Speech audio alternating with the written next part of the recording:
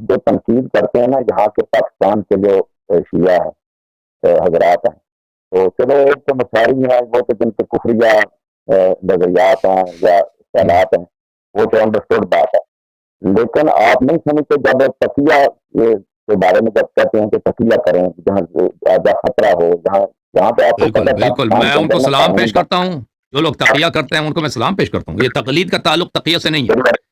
تقیہ تقلید یہ تقلید اسے کرتے ہیں کہ تقیہ میں تقلید، یہ تقیہ یہ واقعا تقلید کرتے ہیں بھائی. یہ جو شیعہ تقلیدی ہیں واقعا تقلید کرتے ہیں. یہ تقیہ کسی کی تقیہ نہیں کرتے. یہ جو تقیہ کرتے ہیں وہ بہترین ہے، وہ بہترین کام کرتے ہیں بھائی. تقیہ کرتے ہیں نا وہ جو تقیہ کرتے ہیں. ہاں لیکن آپ کے جو جواد نقوی صاحب ہے نا وہ تقیہ نہیں کر رہا ہے، اس کا عقیدہ یہ غلط ہے. جواد نقوی تقیہ میں یہ باتیں جو باتیں کہہ رہا ہے نا وہ کہ وہ بالکل وہ وہابیوں جیسی باتیں کرتا ہے، وہ تقیہ میں نہیں کرتا. اس کا عقیدہ یہی ہے، وہ فاسد عقیدہ آدمی ہے.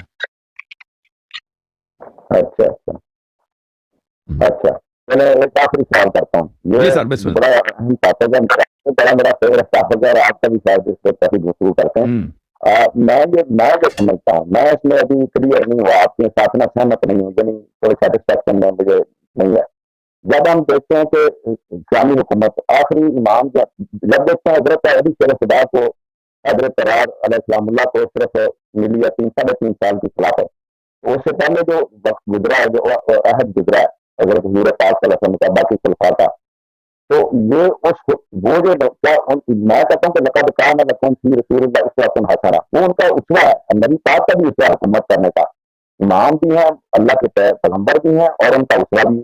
اور آپ کی بار بار آپ اشارہ بھی سمجھ لیں گے، میری بار سوال میری بات مکمل تو ہونے کی پلیز.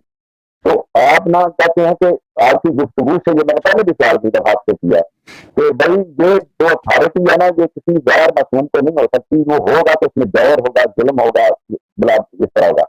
تو آپ کی گفتگو سے میں نے یہ اخذ کیا کہ آپ سیکولرزم کی طرف لے جا رہے ہیں.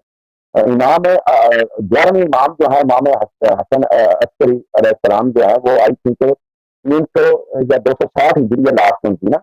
اس کے بعد کا یہ 1200 سال سے آپ امت کو ایسے چھوڑ رہے ہیں، وہ کسی بادشاہ کے ڈکٹیٹر کے اندر کام کریں، سن لیجیے گا یا وہ کسی کفار کے نیچے وہ اپنی زندگی بسر کریں. تو کیا یہ آپ نہیں سمجھتے کہ یہ خلا ہے، یہ نقص ہے، یہ ہمارے دین مکمل نہیں ہے، اس میں ہمیں آپ بار بار کہتے ہیں قوانین نہیں ہے. میں یہ کہتا ہوں ایک انسان کی انفرادی عبادات ہیں جیسے روزہ، نماز، ذکر اذکار، یہ تو امریکہ میں بھی نہیں بنا سکتا. اصل چیز وہ ہے جو ہماری اجتماعی زندگی ہے، سیاسی زندگی ہے، معاملات ہے، معیشت ہے، معاشرت ہے. جب اس کی طرف آپ جانے نہیں دیتے، آپ کہتے قوانین نہیں ہے، تو یہ کیا خراب نہیں، یہ کمزوری نہیں ہے، یہ بخش نہیں ہے.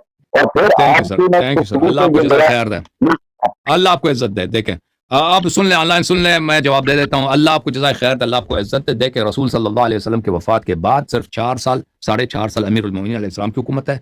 6 سال وہ بھی محدود، امام حسن علیہ السلام کی حکومت 6 مہینے محدود. اس کے علاوہ سب ان لوگوں کی حکومت رہی ہے جو ظالم تھے، جو بہت ہی ظالم تھے.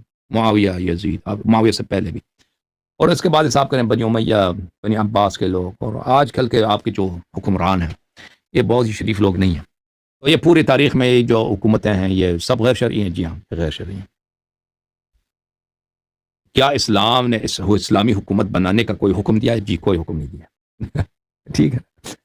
کیا اسلام میں اسلامی حکومت کے احکام قوانین موجود ہیں؟ موجود نہیں ہیں. یہ جتنی حکومتیں ہیں یہ سب غیر شرعی اور ظالم تھی. جی ہاں بالکل سب غیر شرعی، سب ظالم تھی، اور اس کی وجہ خود